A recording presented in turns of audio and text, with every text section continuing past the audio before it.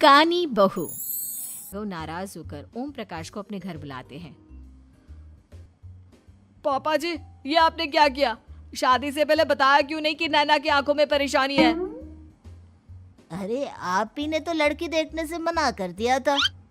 और लेकिन आप बता तो सकते थे। आपको तो हमारी बेटी की प्रॉपर्टी चाहिए थी, वो भी पूरी की पूरी। अब क्या हुआ अगर उसे आधा दिखाई देता है?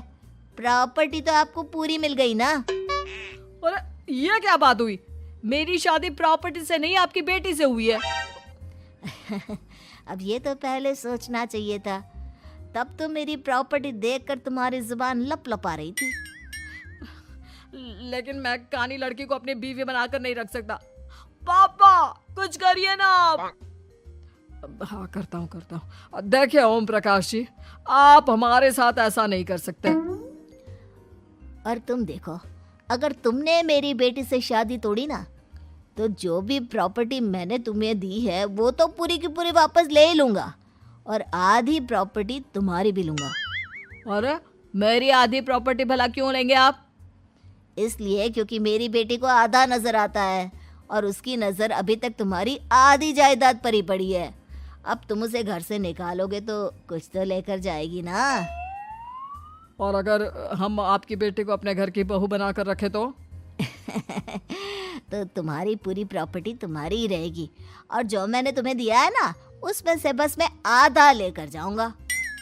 अरे लेकिन अब आप अपनी दी हुई प्रॉपर्टी में से आधी वापस क्यों लेकर जाएंगे? अगर मैं आपकी बेटी को अपनी पत्नी बनाकर रखने को तैयार हूं तो? इसलिए ताकि भविष्य में अगर तुम मेरी बेटी को धोखा दो तो उसके पास कुछ तो रहे जो पति का हो। वैसे मेरे पास तो बहुत कुछ है, लेकिन अपने पति की कोई निशानी तो उसके पास होनी चाहिए ना।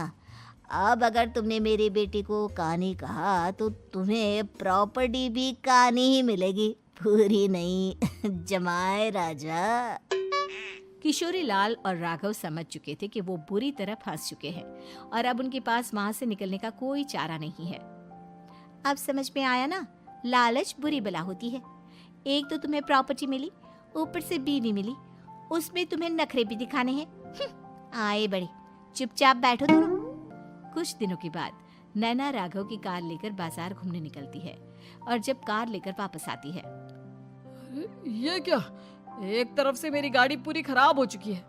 लगता है तुमने मेरी गाड़ी को किसी दूसरी गाड़ी के साथ एक्सीडेंट किया है। अरे अरे कितना बड़ा नुकसान कर दिया तुमने बहू। वो क्या है ना पापा जी, मुझे एक आंख से दिखाई नहीं दे रहा था, सामने से गाड़ी आ रही थी। मुझे तो सिर्फ आधा ही दिखाई दिया और वो गाड़ी मेरी कार से रगड़ते हुए निकल गई।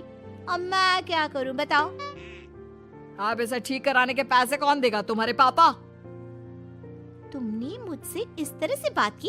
अभी रुको। नैना राघव की शिकायत ओम प्रकाश को कर देती है। देखो राघव, अब जो मेरी आधी प्रॉपर्टी तुम्हारे पास थी ना, उसमें से आधी और मैं लेकर जाऊंगा, क्योंकि तुमने मेरी बेटी को डांटा। अरे नहीं पापा जी, गलती हो गई, माफ कर दो। गलती की तो कोई गुंजाइश ही नहीं। अगली बार मेरी बेटी को डांटा तो बची हुई आधी में से आधी और ले जाऊंगा। लालच के चक्कर में हम दोनों ने बहुत बड़ी गलती कर दी बेटा। एक तो तुम्हें कानी बहू मिली और ऊपर से जो माल मिला वो भी काना। इस तरह राघव की हर एक गलती पर ओम प्रकाश उसकी प्रॉपर्टी का आधा आधा हिस्सा लेकर अपना सारा माल वापस ले गया और राघव को कानी बीवी से काम चलाना पड़ा। भाई लालच वाकई में बुरी बला है।